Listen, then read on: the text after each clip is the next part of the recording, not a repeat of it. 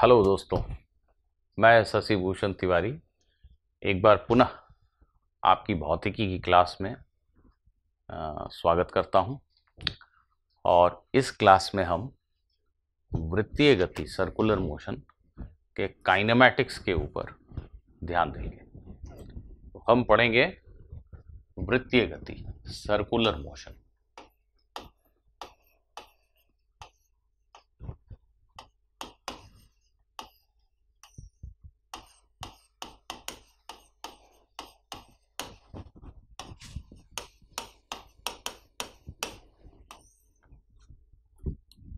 जब एक कण वृत्त के ऊपर घूम रहा हो तो उसकी गति को हम वृत्तीय गति कहते हैं। सरल रेखीय गति में कण कितनी दूर गया, इसको बताने के लिए हमने एक भौतिक राशि परिभाषित की थी, दूरी। कण कितनी तेज चल रहा है, इसको व्यक्त करने के लिए हम चाल बताते हैं। वृत्तीय गति में हम कण के द्वारा तय की गई दूरी और उसकी चाल के द्वारा काम चला सकते हैं। कितनी तेज कण चल रहा है चाल बताने से व्यक्त होता है, कितनी दूर गया दूरी बताने से भी व्यक्त होता है। पर हमारे पास एक और तरीका है इन्हीं चीजों को व्यक्त करने का, वह है कण का कोणीय विस्थापन और कण का कोणीय वेग। तो वृत्तीय गति में कण कितनी दूर गया, कितनी बड़ी चाल से चल रहा है, इन चीजों को व्यक्त करने के लिए हम कुछ अन्य भौतिक राशियों का इस्तेमाल कर सकते हैं, जिनको सबसे पहले हम समझ लेते हैं। आइए, पहली भौतिक राशि है कोणीय विस्थापन।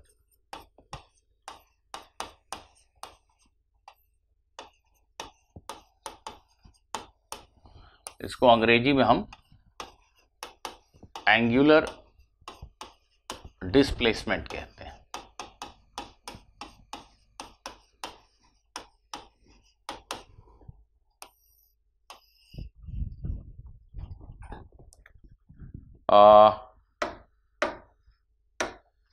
कल्पना करो एक कण एक वृत्ताकार पथ पे गतिशील है। यह वृत्त का केंद्र बिंदु है और r वृत्त की त्रिज्या है। यह कण प्रारंभ में बिंदु A पर स्थित था और थोड़े समय के पश्चात यह वृत्त के ऊपर घूमता हुआ किसी अन्य बिंदु B तक पहुंच गया, यहां तक पहुंच गया।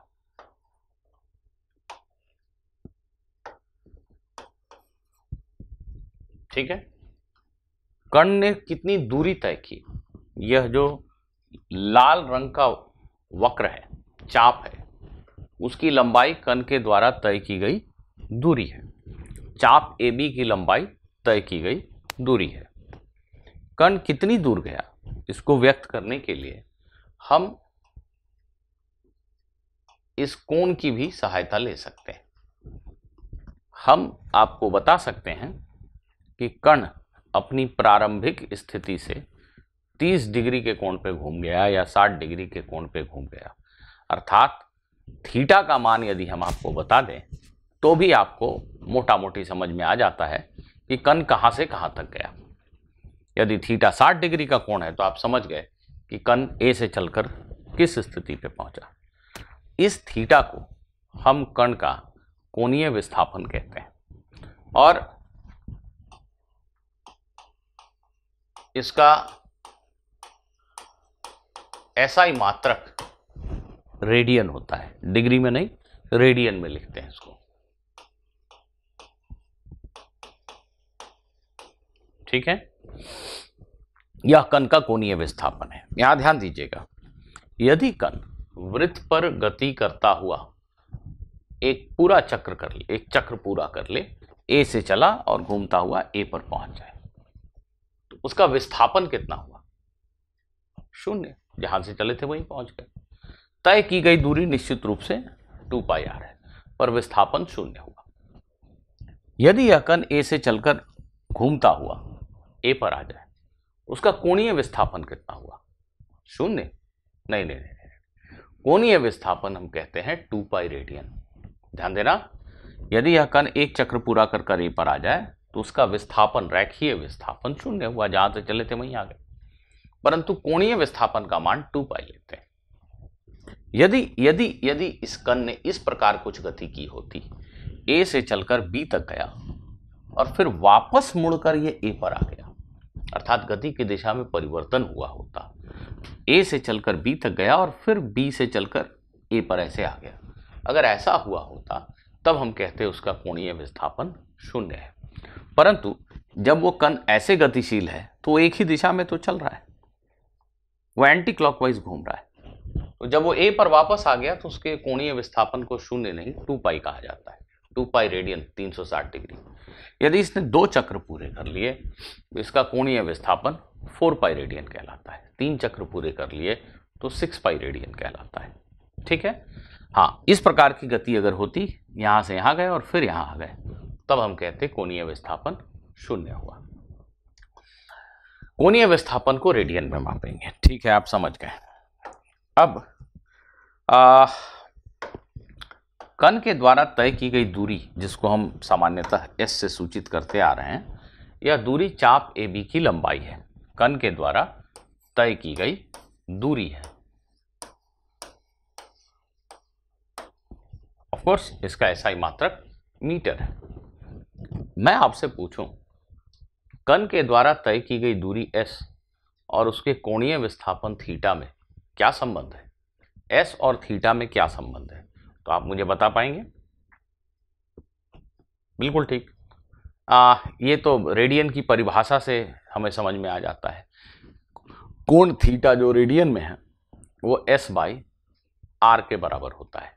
इस चाप की लंबाई बटा त्रिज्या के बराबर होता है थीटा का मान।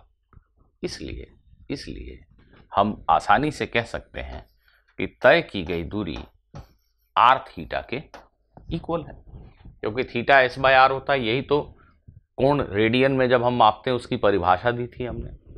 चाप की लंबाई बटे वृत्त की त्रिज्या, इसको अंतरित कोण कहा जाता है। तो थीटा यदि रेडियन में व्यक्त किया गया हो, वृत्त की त्रिज्या यदि r हो, तो कण के द्वारा तय की गई दूरी s r थीटा के बराबर होती है। बिल्कुल ठीक, ये बहुत ही इंपॉर्टेंट, आप सभी को याद होना चाहिए। और एक छोटा सा प्रश्न यहां पे पूछ लेता हूं, उत्तर देने का प्रयास कीजिए। कल्पना करो कि पृथ्वी की विषुवत रेखा पर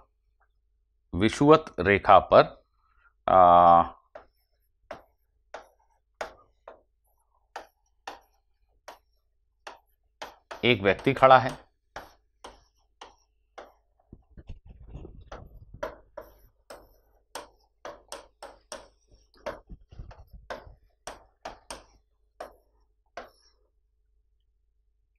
छह घंटे में यह व्यक्ति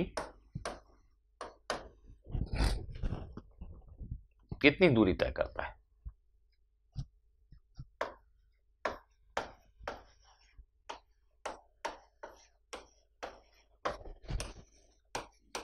यहां पर आपको सिर्फ पृथ्वी की घूर्णी गति का बोध संज्ञान लेना है।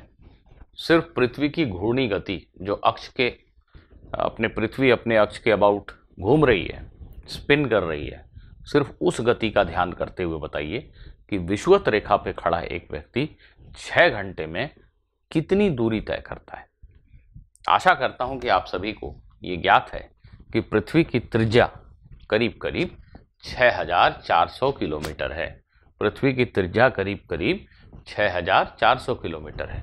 तो विषुवत रेखा पर खड़ा व्यक्ति पृथ्वी के घूर्णन की वजह से 6 घंटे में कितनी दूरी तय करता है, बताइए।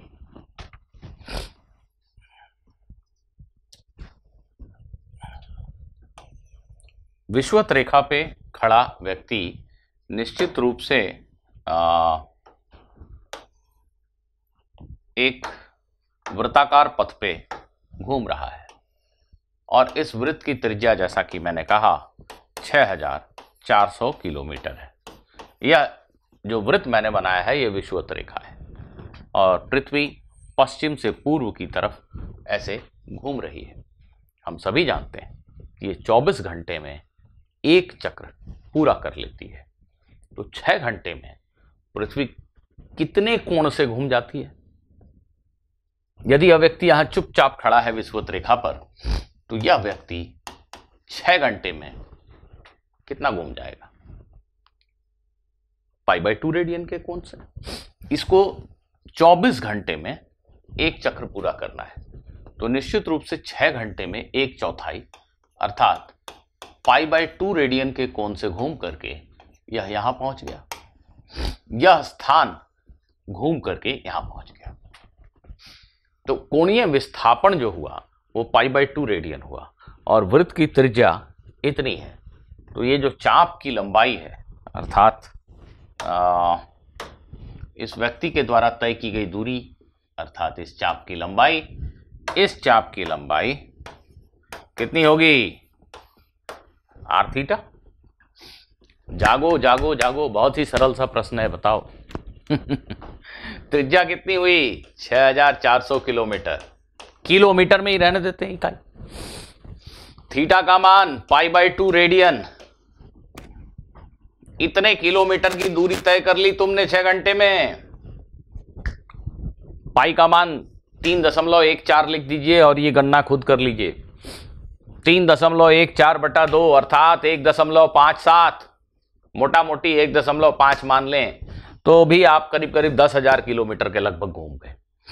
तो 10,000 किलोमीटर की दूरी तय हो गई 6 घंटे में। हमें इसका आभास भी नहीं होता है ना। क्यों? क्योंकि हम पृथ्वी पे खड़े हैं और हम पृथ्वी को चलता हुआ देखते नहीं। हम जिस गाड़ी में बैठ गए वो गाड़ी हमारे लिए चलती ही नहीं। परंतु ऊपर जो बजरंगबली बैठे हैं उनसे पूछो भला, वो तो यही कहेंगे कि ये जो शशि भूषण है, ठीक है मैं विषुवत रेखा पे नहीं हूँ, मोटा मोटी थोड़ा बहुत फर्क आएगा, पर मोटा मोटी मैं भी 6 घंटे में करीब करीब 9-10 हजार किलोमीटर घूम गया। और तुम कहते हो कि बैठे बैठे बोर हो रहे हैं। अरे कैसे बोर हो रहे हो? तुम तो 1 घंटा में हजारों किलोमीटर चल रहे हो, क्यों बोर होते हो भाई? तुम भ्रमण पे निकले हुए हो, भ्रमण ही भ्रमण कर रहे हो। तो बोर होने की कोई वजह नहीं, इन फैक्ट्स को एंजॉय करो। चलो, ये पहली राशि थी कोणीय विस्थापन। दूसरी राशि है कोणीय वेग। इसको हम ग्रीक लेटर ओमेगा के माध्यम से सूचित करते हैं। कोणीय वेग, देखो रैखीय गति में दूरी परिवर्तन की दर को चाल कहते हैं, विस्थापन में परिवर्तन की दर को वेग कहते हैं। ठीक उसी प्रकार वृत्तीय गति में हम कोणीय विस्थापन में परिवर्तन की दर को कोणीय वेग कहते हैं। थीटा में परिवर्तन की दर कोणीय विस्थापन,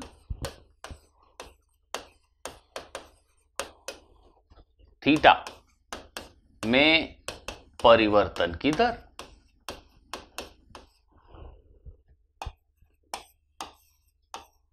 कोणीय वेग को अंग्रेजी में एंगुलर वेलोसिटी कहते हैं, ठीक है, एंगुलर वेलोसिटी।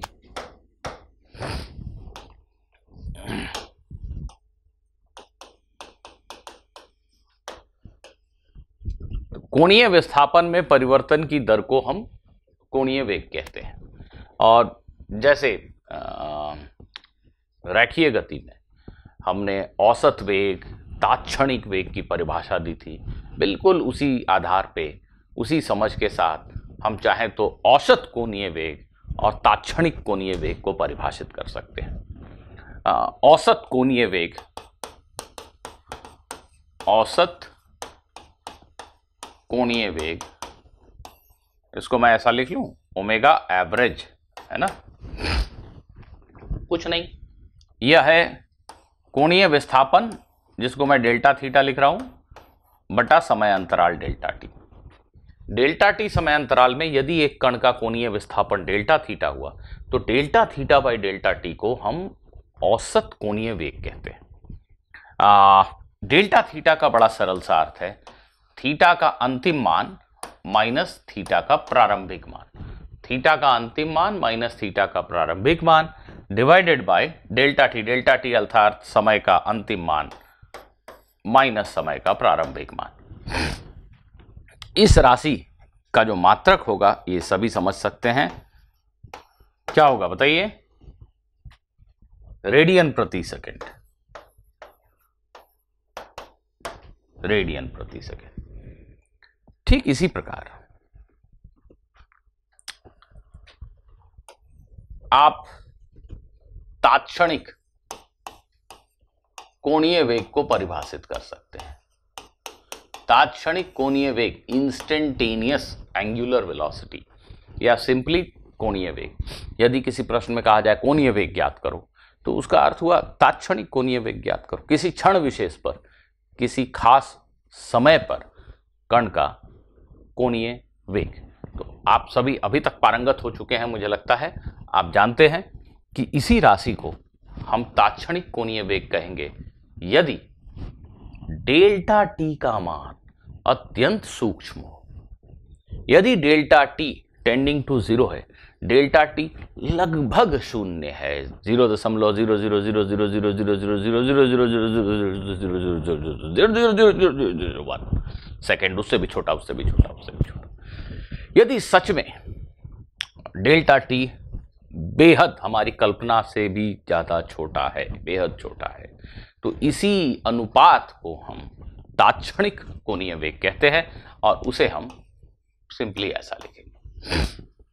हम सभी जानते हैं delta theta by delta T, जब डेल्टा टी अत्यंत सूक्ष्म हो तो इसे हम D theta by D T लिखते हैं ना।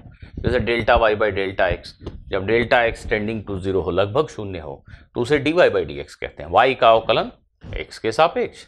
जी हाँ, तो ऐसे ही जब समय अंतराल डेल्टा टी अत्यंत सूक्ष्म हो तो delta theta by delta T को हम चाहें तो D theta by D T लिख सकते हैं ऐसा, और इसे पढ़ा जा सकता है थीटा का अवकलन टी के सापेक्ष। इसका अर्थ हुआ थीटा में परिवर्तन की दर टी के सापेक्ष, तात्क्षणिक परिवर्तन की दर टी के सापेक्ष। ऑफ कोर्स इसका मात्रक रेडियन प्रति सेकंड ही होगा। उदाहरण के लिए एक बिल्कुल ही सरल सा उदाहरण ले लेते हैं। कल्पना करो कि एक प्रश्न में यह कहा गया एक कण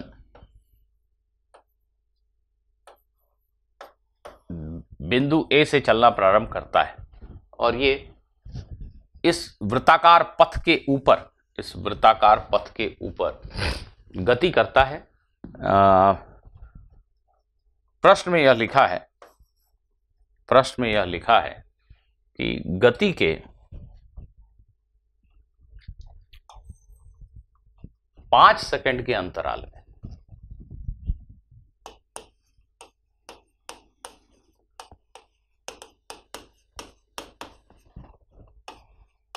कण वृत्त का 1/3 हिस्सा पूरा कर लेता है।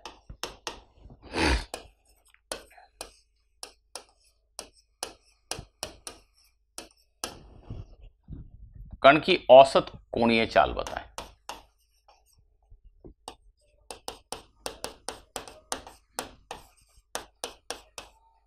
कोणीय वेग या चाल बताएं। यह कण एक वृत्त के ऊपर गतिशील है और प्रश्न कहता है कि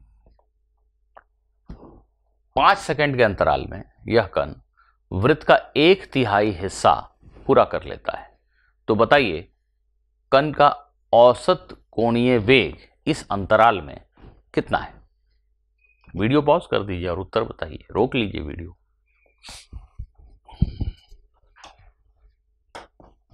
मैं आशा करता हूं कि सभी विद्यार्थियों ने इसका बिल्कुल सटीक उत्तर दिया होगा।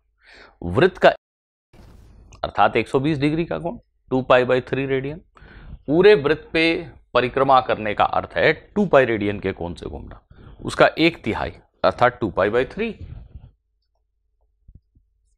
यह कण 5 सेकंड के अंतराल में यहां से घूमता हुआ यहां पहुंचा, है कि नहीं?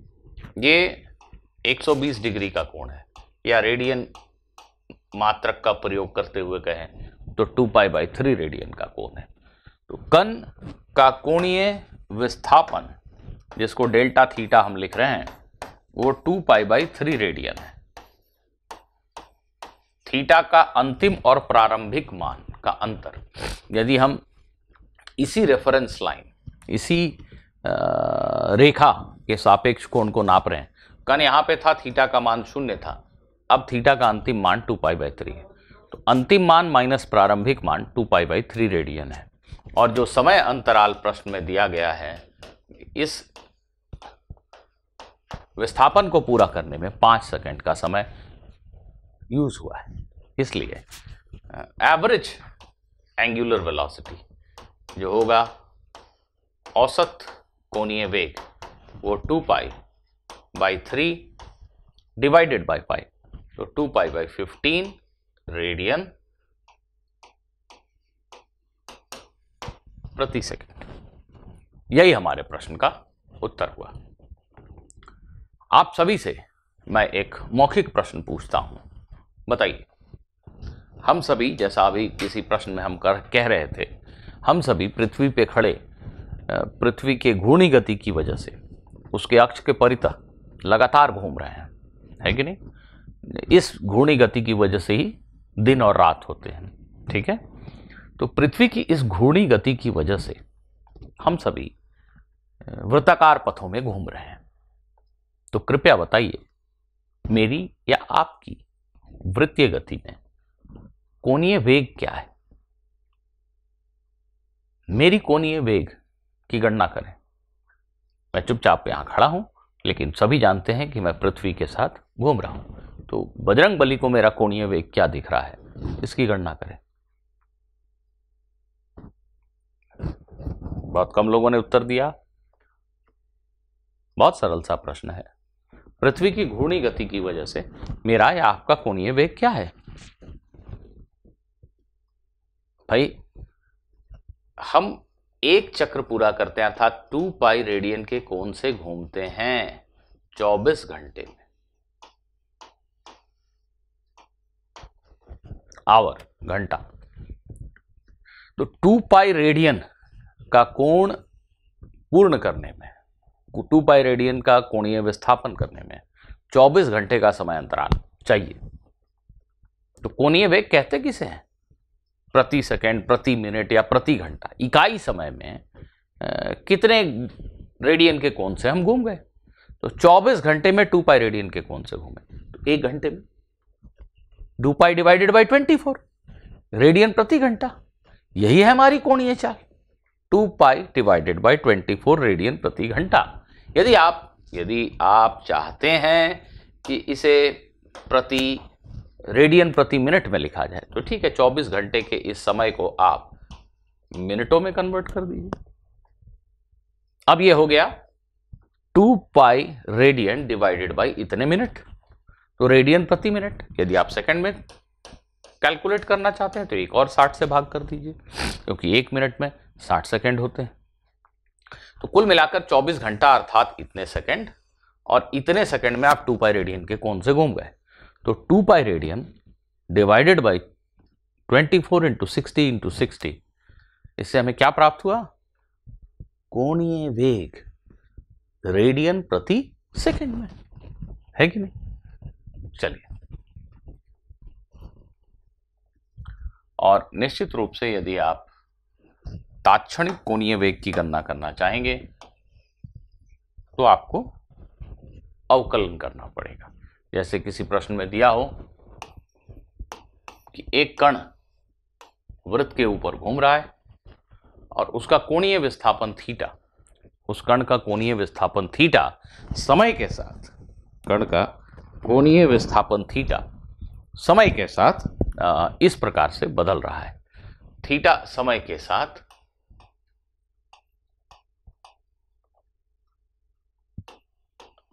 इस प्रकार से बदल रहा है, जहां t समय है सेकंड में। अब आपसे पूछा जाए कण का कोणीय चाल ज्ञात करें, ओमेगा ज्ञात करें,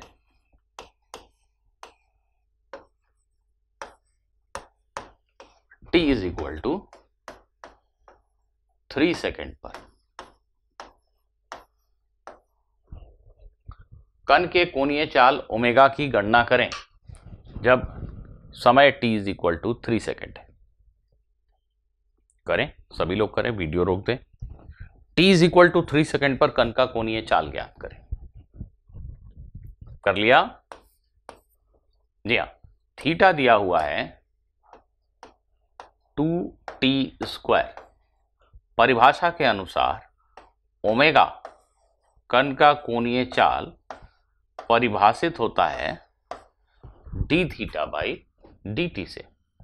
तात्क्षणिक चाल, क्षण विशेष पर चाल पूछा जा रहा है, तो D theta by D T करेंगे। डिफरेंशिएशन मुझे लगता है कि आप सभी को याद हो चुका है अभी तक। इसका डिफरेंशिएशन कितना होगा?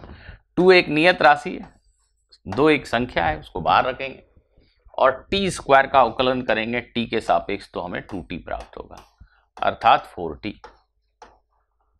इस कण का कोणीय वेग 4t है। अलग अलग समयों पर कण का कोणीय वेग जानने के लिए आप t का अलग अलग मान यहां पर प्रतिस्थापित कर सकते हैं। प्रश्न के अनुसार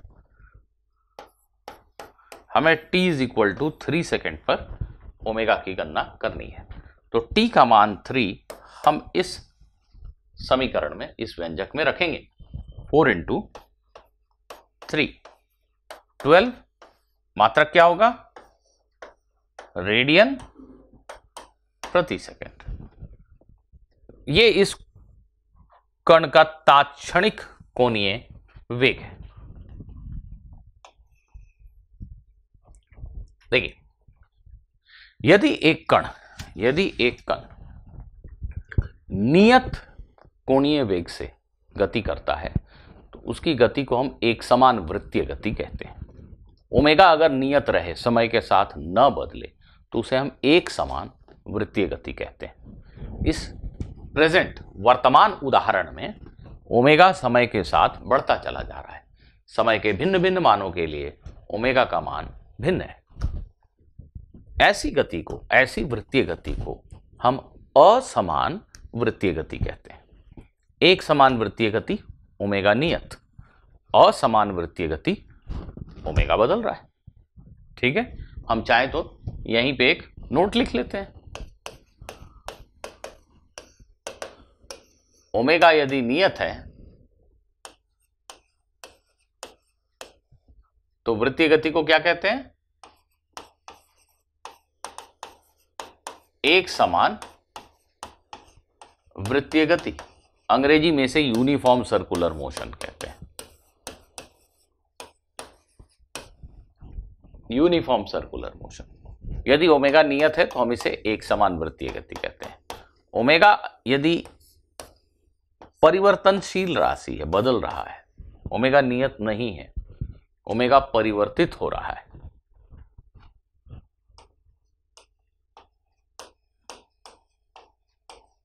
तो ऐसी गति को हम असमान वृत्तीय गति कहते हैं। Non uniform circular motion.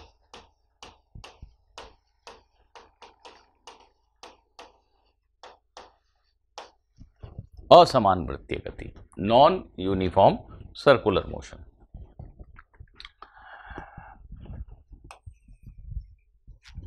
अभी थोड़ी देर पहले हमने एक ऐसा रिलेशनशिप लिखा था, यदि एक कण r त्रिज्या के वृत्त पर गतिशील है और उसका कोणीय विस्थापन थीटा हुआ, तो कण के द्वारा तय की गई दूरी r इंटू थीटा होती है।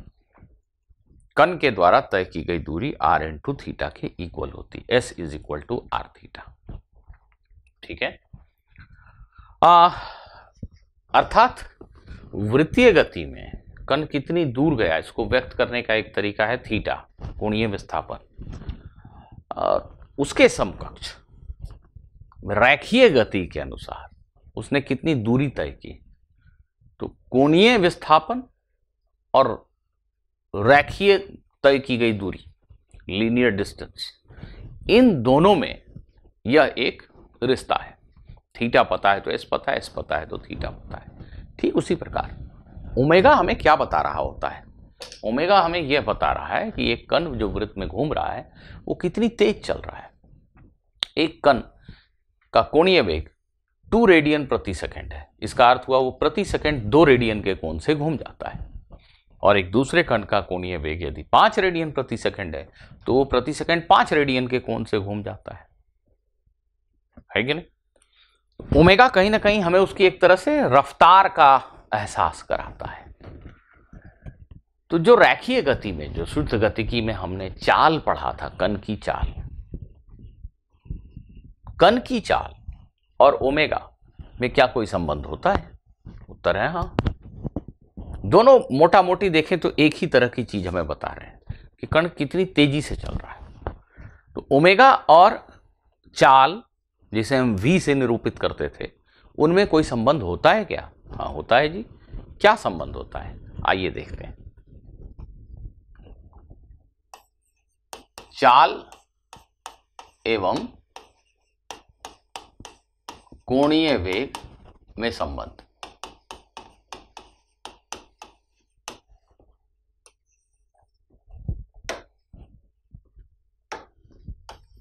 बहुत ही सरल है। एक कण इस वृत्ताकार पथ पर ए से चलकर बी तक गया, ऐसा मान लो। हम उसके कोणीय विस्थापन को थीटा, इस कोण के द्वारा व्यक्त करते हैं। और अगर वृत्त की त्रिज्या आर है तो कण ने जो रेखीय दूरी तय की एस, इस चाप की लंबाई, एक कण के द्वारा तय की गई दूरी है, इस चाप की लंबाई, इसका मान होता है आर थीटा। अब देखिए, दूरी s में परिवर्तन की दर, दूरी s में परिवर्तन की दर, इसी को कण की चाल कहते हैं। और कोणीय विस्थापन थीटा में परिवर्तन की दर को क्या कहते हैं? थीटा में परिवर्तन की दर को क्या कहते हैं? कोणीय वेग। s में परिवर्तन की दर कोणीय चाल ना, s में परिवर्तन की दर रेखीय चाल v, और थीटा में परिवर्तन की दर कोणीय चाल ओमेगा। तो भाई बड़ा ही सरल है। इस समीकरण को यदि हम t, समय t के सापेक्ष डिफरेंशिएट कर दें, इसका अवकलन कर दें समय के सापेक्ष, तो हमें v और ओमेगा में संबंध प्राप्त हो जाएगा। तो बड़ा ही सरल है। इसको अगर हम दोनों तरफ डिफरेंशिएट करें, इसका अवकलन करें, r एक नियत राशि है, ध्यान दीजिएगा। कण एक वृत्ताकार पथ पर चल रहा है तो वृत्त की त्रिज्या तो नियत ही राशि हुई ना, r को बाहर रखा।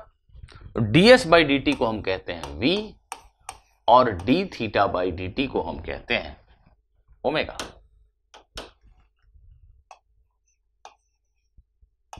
इसलिए हमें यह महत्वपूर्ण सूत्र प्राप्त हुआ, v is equal to R omega. r वृत्त की त्रिज्या है और ओमेगा कण का कोणीय चाल है। v क्या है? कण का रेखीय चाल है। यहां बहुत ही महत्वपूर्ण बात यह है, यदि आप कल्पना करें एक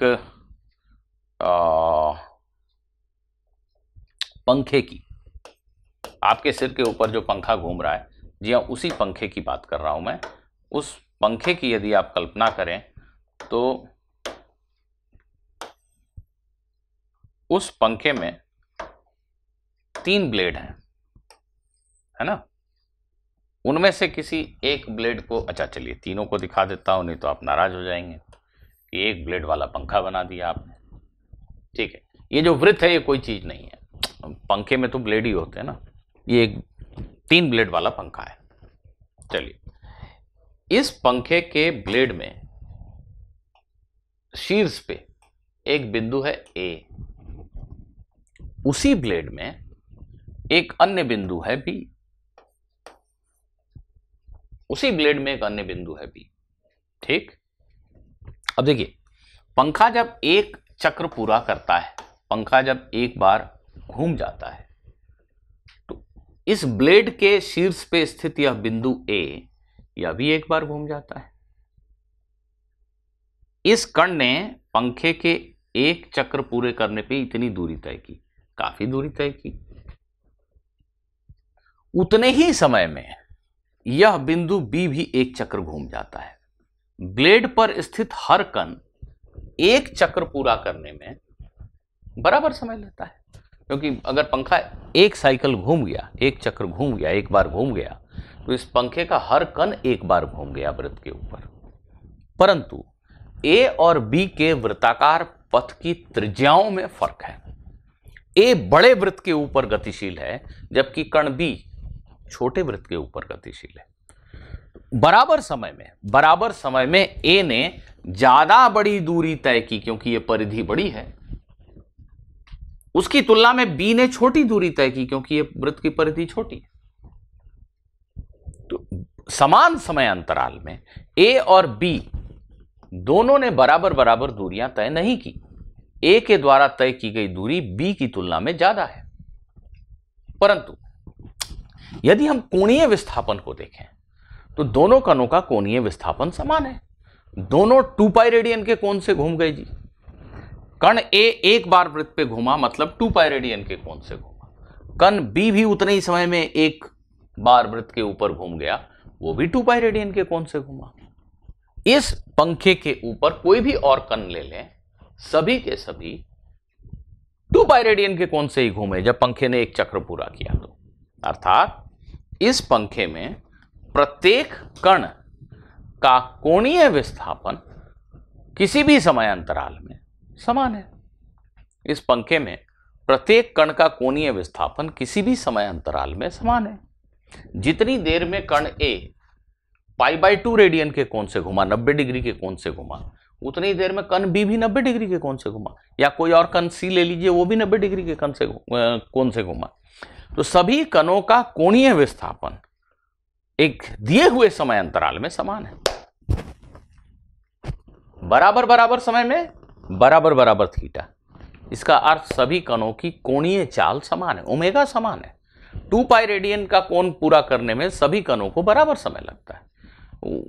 बातचीत में सरलता के लिए मान लो कि पंखा 1 सेकंड में एक चक्र पूरा करता है, मान लो, तो यह कण 2 पाई रेडियन के कोण से घुमा 1 सेकंड में। इसकी कोणीय चाल क्या हुई?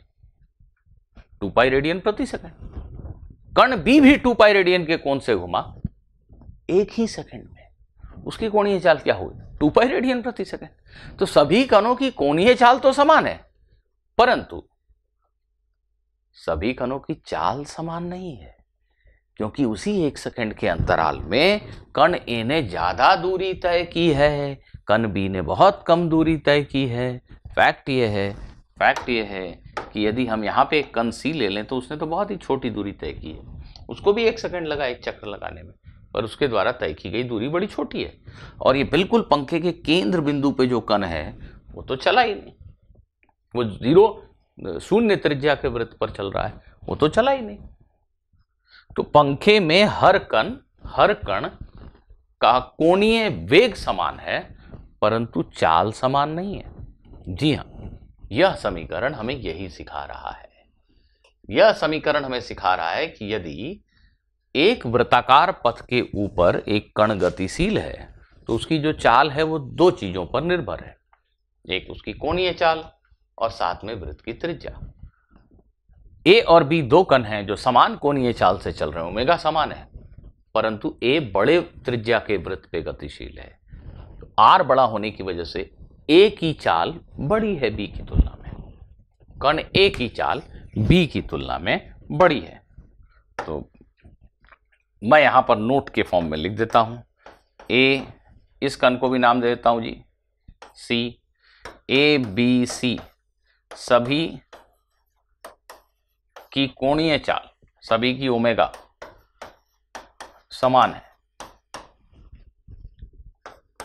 परंतु ए की चाल बी से बड़ी है और बी की चाल सी से बड़ी है। समान समय में ए ने ज़्यादा दूरी तय की, बी ने कम दूरी तय की, सी ने उससे भी कम दूरी तय की। तो सीधी सी बात है कि चाल जो है वो ए की ज़्यादा है।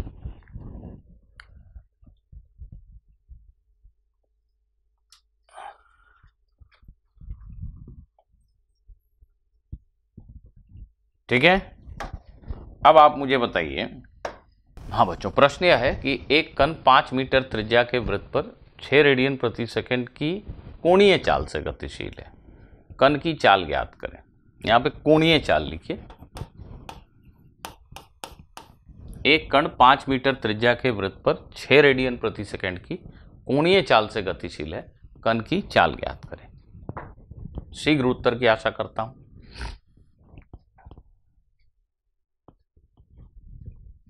ये इस सूत्र का सीधा प्रयोग है।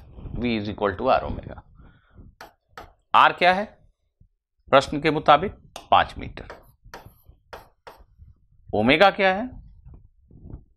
6 रेडियन प्रति सेकंड। ध्यान दीजिएगा, ये मीटर है और ये रेडियन प्रति सेकंड। रेडियन एक विमाहीन राशि है, तो बेसिकली इस राशि का मात्रक हो गया मीटर प्रति सेकंड। 5 मीटर गुना 6 प्रति सेकंड। 6 रेडियन, रेडियन एक विमाहीन राशि है, तो ये हो गया 30 मीटर प्रति सेकंड। कण की चाल 30 मीटर प्रति सेकंड। यदि इसी कोणीय चाल से एक दूसरा कण छोटी त्रिज्या के वृत्त पे गतिशील हो तो उसकी चाल कम होगी। अर्थात जो आपके सिर पे पंखा घूम रहा है, उसके ब्लेड के एकदम किनारों पे जो कण हैं वो बड़े तेज चल रहे हैं, और जैसे जैसे आप अंदर आते जाएंगे कणों की गति कम होती जा रही है, और बिल्कुल पंखे के केंद्र पे जो कण है वो गतिशील है ही नहीं। उसकी कोणीय चाल कुछ भी हो गया फर्क पड़ता है, वो शून्य त्रिज्या के वृत्त पे गतिशील है कि नहीं?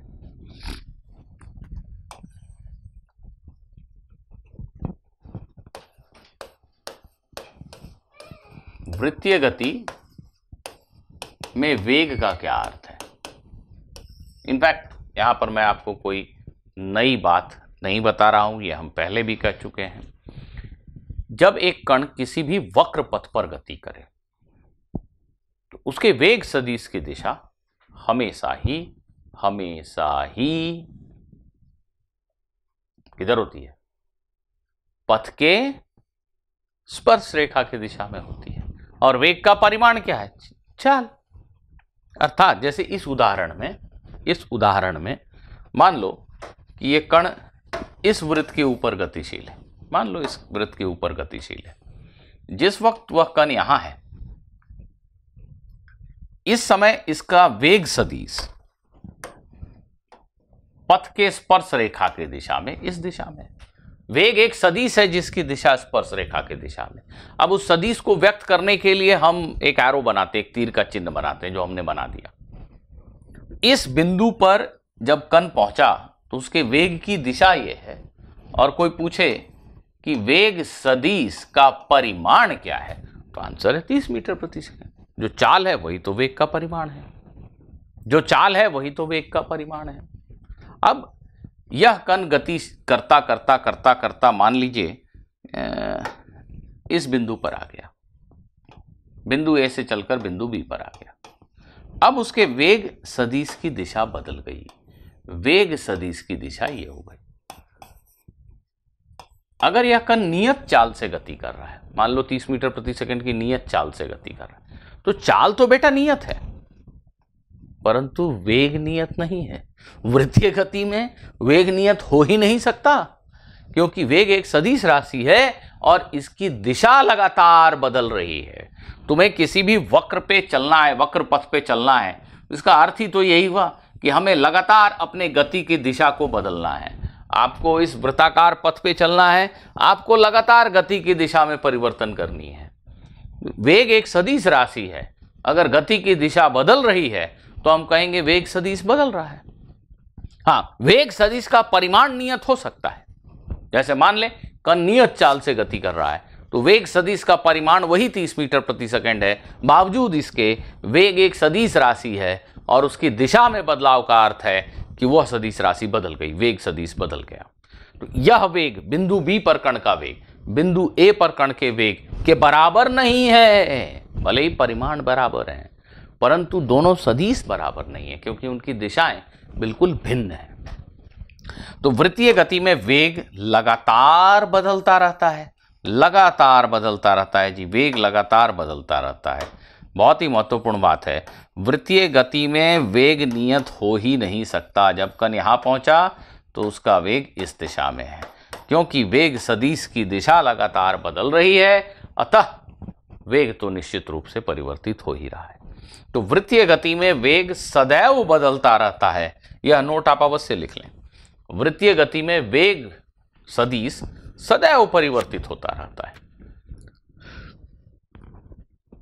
हाँ, हमने थोड़ी देर पहले यह कहा था कि कण यदि नियत कोणीय चाल से वृत्त में घूम रहा है, एक वृत्त में एक कण नियत कोणीय चाल से घूम रहा है, ओमेगा नियत है, तो उस गति को एक समान गति कहते हैं। आप समझ सकते हैं कि चाल जो है वो आर ओमेगा है। यदि ओमेगा नियत है तो वी भी नियत है।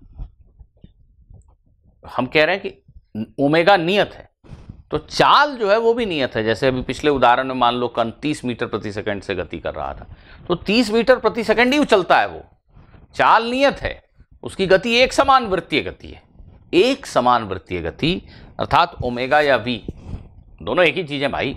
ओमेगा को आर से गुना कर दिया तो वी मिल गया। ओमेगा नियत मतलब वी नियत। ओमेगा या वी नियत है तो गति को एक समान वृत्तीय गति कहते हैं।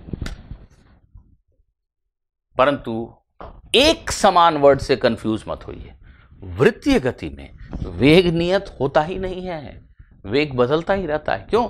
वेग सदिश की दिशा लगातार बदल रही है। ठीक है, आइए अब हम चलते हैं सबसे महत्वपूर्ण चर्चा के ऊपर, वो है वृत्तीय गति में त्वरण।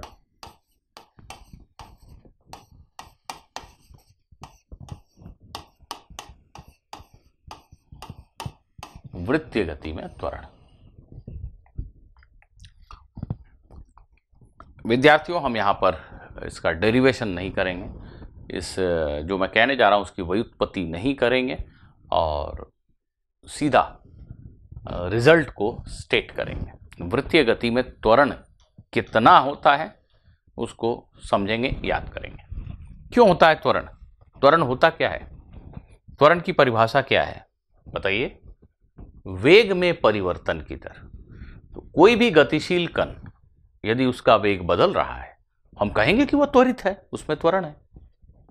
यदि वेग बदल रहा है तो त्वरण है, किसी से पूछने की जरूरत नहीं। क्या वृत्तीय गति में वेग बदल रहा है? हर हाल में बदल रहा है।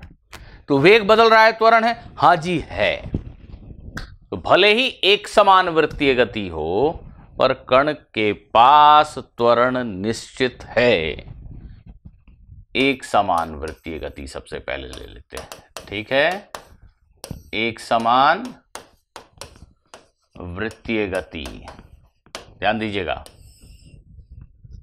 यदि एक कण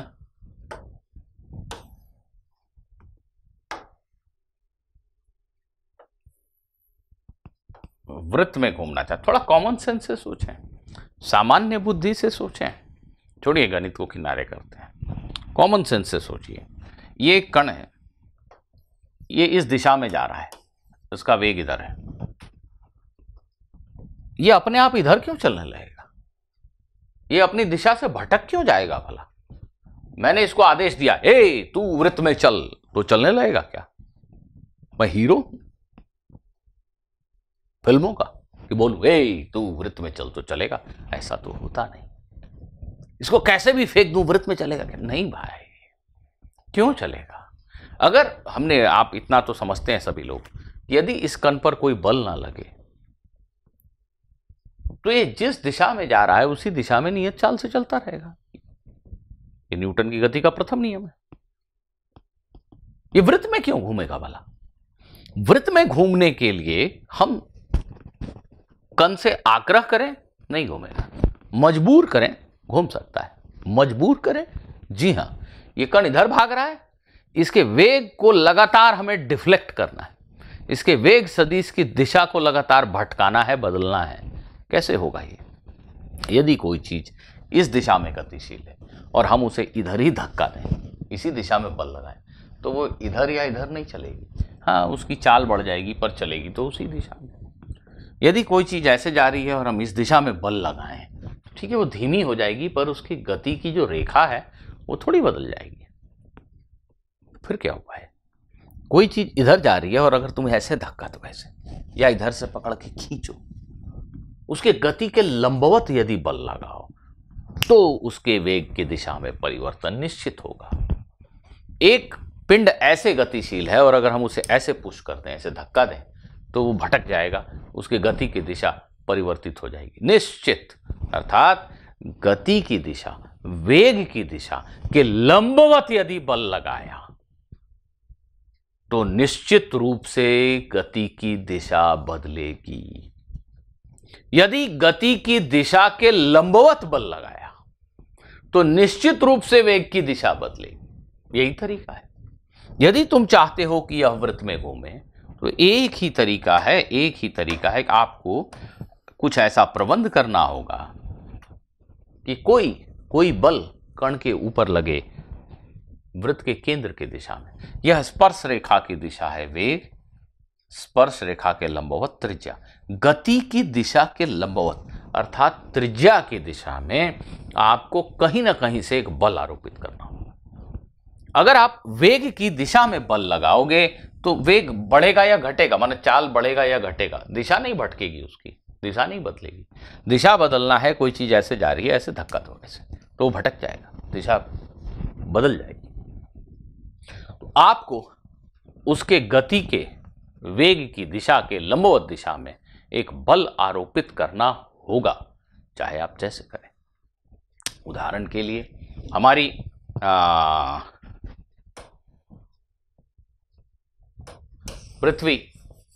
पृथ्वी जो है वो सूर्य के चारों तरफ घूमती रहती है, सभी जानते हैं। ये पृथ्वी सूर्य के चारों तरफ कैसे घूमती है भला? ये सूर्य है और ये पृथ्वी। यदि पृथ्वी के ऊपर कोई बल ना लगे तो ये किसी भी हाल में इस वृत्ताकार पथ पे नहीं घूमेगी। इस पे लगने वाले सारे बल अगर हम ऑफ कर दें, हटा दें, तो ये पृथ्वी ऐसे अनंत सुदूर अनंत अंतरिक्ष में चली जाएगी। परंतु ये सूर्य का गुरुत्वाकर्षण बल लगातार इसको अपनी तरफ खींचता रहता है। ये जो बल है ये पृथ्वी के गति की दिशा को लगातार बदलता रहता है। इसी बल की वजह से ये पृथ्वी के वेग की दिशा लगातार बदलती है और ये वृत्ताकार पथ पे घूमती है। यदि इस कलम को मैं आदेश दूं कि तू वृत्त में घूम, तो नहीं घूमता, परंतु इसे एक रस्सी से बांधकर घुमाऊं तो घूम सकता है। उस स्थिति में जो रस्सी मैंने बांधी है वो रस्सी इसको लगातार खींचती रहती है केंद्र की तरफ, अर्थात वेग के लंबवत। इस वजह से यह वृत्ताकार पथ पे चल सकता है। तो कोई भी कण वृत्त पे तभी चलेगा जब उसके वेग की दिशा बदली जाए। वेग की दिशा बदली मतलब वेग सदिश बदली जाए, अर्थात कण को त्वरण दिया जाए, और त्वरण उत्पन्न होता है किसी न किसी बल से। तो बल तो होना जरूरी है अगर वृत्त में घूमना है। तो त्वरण या बल की जो दिशा है वो वेग के लंबवत वृत्त के केंद्र की दिशा में होनी चाहिए। जब ऐसा होता है, वेग के लंबवत बल या त्वरण हो, तो एक कण वृत्ताकार पथ पे घूम सकता है। तो चाल भले ही नियत रखनी हो आपको, पर अगर वृत्त में घुमाना है तो वेग बदलना है, और वेग बदलना है तो निश्चित रूप से आपको कण को एक त्वरण देना होगा। त्वरण देने का मतलब बल लगाना होगा इस पर। तो एक समान वृत्तीय गति में जब कण की चाल नहीं बदल रही होती है और कण वृत्त पे घूम रहा होता है तो उसके पास एक त्वरण होना अनिवार्य है जो वृत्त के केंद्र की तरफ हो। इसको हम AR लिख रहे हैं, रेडियल एक्सेलरेशन, त्रिज्या के अनुदिश त्वरण। ठीक है, इसको मैं लिख देता हूं, कण का त्वरण वृत्त के केंद्र की दिशा में होता है।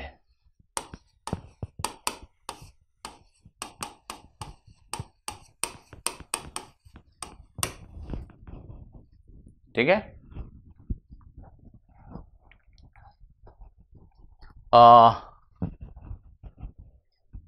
एक समान वृत्तीय गति में कण का त्वरण वृत्त के केंद्र की दिशा में होता है। इस त्वरण को हम AR लिख रहे हैं।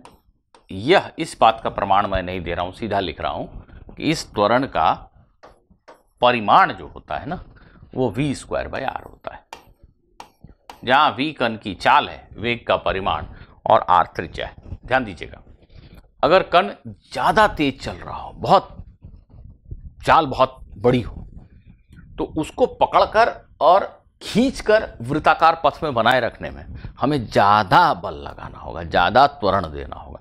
ज्यादा जोर से खींचोगे तो ही वो पकड़ में आएगा, नहीं तो निकल जाएगा इधर। जितनी ज्यादा चाल होगी उतना बड़ा बल लगाना होगा, अर्थात उतना बड़ा त्वरण देना होगा हमें, तभी ये कण वृत्त की ऊपर घूम पाएगा, अन्यथा वृत्ताकार पथ में इसकी गति असंभव होगी। इस त्वरण को हम रेडियल एक्सेलरेशन या सेंट्रीपिटल एक्सेलरेशन कहते हैं।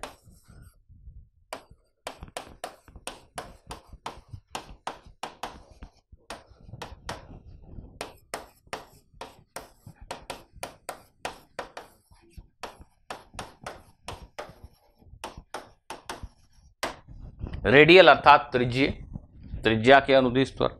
सेंट्रीपिटल का अर्थ हुआ, सेंट्री मतलब सेंटर, सेंट्रीपिटल का अर्थ है सेंटर सीकिंग, मतलब केंद्र की तरफ जाने वाला, केंद्र की तरफ हर समय दिशा रखने वाला ऐसा त्वरण, उसको हम सेंट्रीपिटल एक्सेलरेशन कहते हैं। हिंदी में इसको हम अभिकेंद्रीय त्वरण कहते हैं। तो यदि एक कण वृत्ताकार पथ में नियत चाल से चल रहा हो तो भी उसके पास एक त्वरण होता है, और वह त्वरण वृत्त के केंद्र की तरफ होता है, जिसका परिमाण v²/r होता है। ध्यान देना, v को हम ω/r लिख सकते हैं, ऐसा हमने बार बार पढ़ा है। तो v की जगह यदि आप ω/r लिखोगे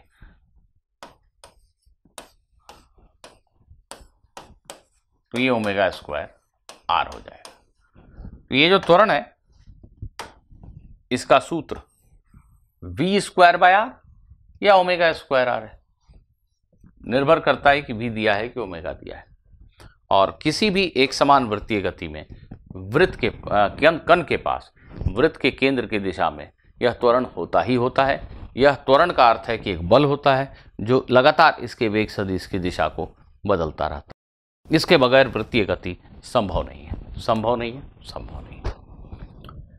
यदि कण असमान वृत्तीय गति कर रहा हो,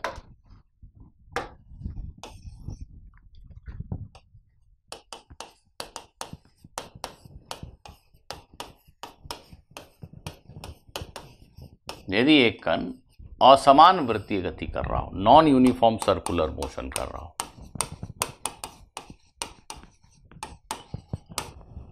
इसका अर्थ यह हुआ कि कण वृत्त पे तो घूम ही रहा है, साथ में उसकी चाल भी बदल रही है। ध्यान दीजिए, उदाहरण के लिए यह कण इस वृत्ताकार पथ पे घूम रहा है और मान लो, कल्पना करो कि इसकी चाल बढ़ती चली जा रही है। जैसे आप इमेजिन करो कि आप एक मोटरसाइकिल रेस में भाग ले रहे हो, मोटरसाइकिल प्रतिस्पर्धा में, रेस में भाग ले रहे हो, और स्टेडियम के अंदर, एक बड़े स्टेडियम के अंदर एक सड़क बनी है जो वृत्त के शेप में है, और आप बाकी प्रतिस्पर्धियों के साथ 1 2 3 गो बोलते ही चल पड़े। तो भाई, आपकी प्रारंभिक चाल 0, फिर 10 किलोमीटर प्रति घंटा, फिर 20 किलोमीटर प्रति घंटा, फिर 30 किलोमीटर प्रति घंटा, फिर 40, 50, 100, 150 किलोमीटर प्रति घंटा। तो आप घूम तो एक निश्चित त्रिज्या के वृत्त के ऊपर रहे हो, परंतु आपकी चाल बढ़ती जा रही है। अभी पिछले डिस्कशन में हमने यह माना कि कण की चाल नियत है, सिर्फ वेग सदिश की दिशा परिवर्तित हो रही है, वेग सदिश की दिशा परिवर्तित हो रही है। अब मैं यह कह रहा हूं कि कण की चाल बढ़ती चली जा रही है, मानो, आप घूम वृत्त पे रहे हो, लेकिन चाल 10, 20, 30, 40, 50, 60, 100 बढ़ती चली जा रही है। तो प्लीज ध्यान दीजिए, आपके वेग सदिश की दिशा को बदलते रहने के लिए निहायत आवश्यक है कि केंद्र की तरफ एक त्वरण हो, v²/r। जब तक ये नहीं होगा तब तक आपकी दिशा बदलेगी ही नहीं। वेग की दिशा में धक्का लगाने से दिशा नहीं बदलेगी, वेग की दिशा के लंबवत खींचने से दिशा बदलेगी। तो ये तो चाहिए, लेकिन सिर्फ इसके रहने से वेग के परिमाण में बदलाव नहीं होता। वेग के परिमाण में बदलाव तभी संभव है, जैसे वेग तभी बढ़ेगा जब इस दिशा में भी कोई धक्का दे रहा हो, इस दिशा में भी एक त्वरण हो। ये स्पर्श रेखा की दिशा है। स्पर्श रेखा को अंग्रेजी में टैंजेंट कहते हैं। तो टी लिखा मैंने, AT, अर्थात स्पर्श रेखीय त्वरण, स्पर्श रेखा की दिशा में त्वरण, टैंजेंशियल एक्सेलरेशन इसको हम अंग्रेजी में बोलेंगे। यदि एक कण असमान वृत्तीय गति कर रहा हो, वृत्त पे घूम रहा है, चाल भी बदल रही है, तो जो दो चीजें हमें चाहिए, AR जिसका मान v²/r या ω² होता है, ये वेग की दिशा को बदलने का काम करता है। अगर ये त्वरण नहीं होगा तो वृत्त में गति संभव ही नहीं है। इसी की वजह से वेग की दिशा बदलती है। एक और त्वरण है AT, जिसको स्पर्श रेखीय त्वरण या टैंजेंशियल एक्सेलरेशन कहते हैं।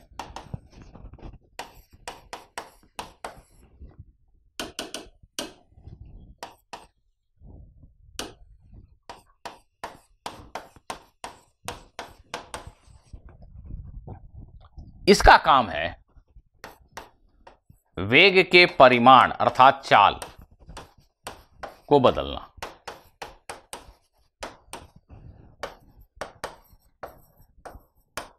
आप ऐसे सोच सकते हैं कि यदि कण नॉन यूनिफॉर्म सर्कुलर मोशन कर रहा है, असमान वृत्तीय गति कर रहा है, वृत्त में घूम रहा है, चाल भी बदल रही है, तो उसके त्वरण के दो घटक हैं, दो कंपोनेंट हैं। एक घटक जो वृत्त के केंद्र की तरफ है, यह त्वरण का घटक उसके वेग सदिश की दिशा को लगातार बदलने का काम करता है, और त्वरण का दूसरा घटक जो स्पर्श रेखा की दिशा में है, उसके वेग सदिश के परिमाण को बदलने का काम करता है, अर्थात चाल को बदलने का काम करता है। यदि कण नियत चाल 10 मीटर प्रति सेकंड से वृत्त में घूम रहा हो तो इधर कोई त्वरण नहीं है, ये नहीं है, सिर्फ ये है, ये तो चाहिए। लेकिन अगर चाल बढ़ रही हो, 10, 12, 15, 18 बढ़ती चली जा रही हो, तो इसका अर्थ इधर भी त्वरण है, इधर भी त्वरण है। त्वरण अर्थात बल, त्वरण बल से उत्पन्न होता है, इधर भी एक बल है, इधर भी एक बल है। ऐसी परिस्थिति में जो कण का कुल त्वरण होगा वो इन दोनों घटकों का सदिश होगा। आप ऐसा मन में सोचें कि कण के पास दो त्वरण है, AT और AR। तो कोई पूछे कि कण का त्वरण है क्या, कण का वास्तविक त्वरण क्या है, तो हम इन दोनों का सदिश योग करके यह बताएंगे, यह कण का वास्तविक त्वरण है। ये दो सदिश हैं, दोनों सदिशों की पूंछ एक साथ रखी हुई है। ये मैंने पूरा किया एक समानांतर चतुर्भुज, जो इस केस में एक आयत है, और यह डायगोनल विकर्ण है, परिणामी सदिश है। तो जब कण असमान वृत्तीय गति कर रहा है तो उसके त्वरण की दिशा हकीकत में कुछ ऐसी है। इस त्वरण के दो घटक हैं, यह घटक वेग की दिशा को बदल रहा है और यह घटक वेग के परिमाण अर्थात चाल को बदल रहा है। अगर यह अनुपस्थित है, यह नहीं है, अर्थात त्वरण सिर्फ इस दिशा में, तो एक समान वृत्तीय गति हो, नियत चाल से वृत्तीय गति होगी। यदि यह अनुपस्थित है, काहे की वृत्तीय गति? कोई वृत्तीय गति नहीं होगी। क्यों? क्योंकि जब तक वेग सदिश के लंबवत कोई बल या त्वरण ना हो, तब तक वृत्त पे घूमना तो संभव है ही नहीं। ठीक है विद्यार्थियों, मैं आशा करता हूं कि आपको वृत्तीय गति से संबंधित ये जरूरी कॉन्सेप्ट्स ठीक से समझ में आए। अगली क्लास में हम इस पर कुछ एक प्रश्न करने के बाद फिर आगे बढ़ेंगे। इनफैक्ट इसके साथ हमारी शुद्ध गतिकी की पढ़ाई यहाँ पर समाप्त हो जाएगी और हम डायनामिक्स, गतिकी, न्यूटन के गति के नियमों का अध्ययन प्रारंभ करेंगे।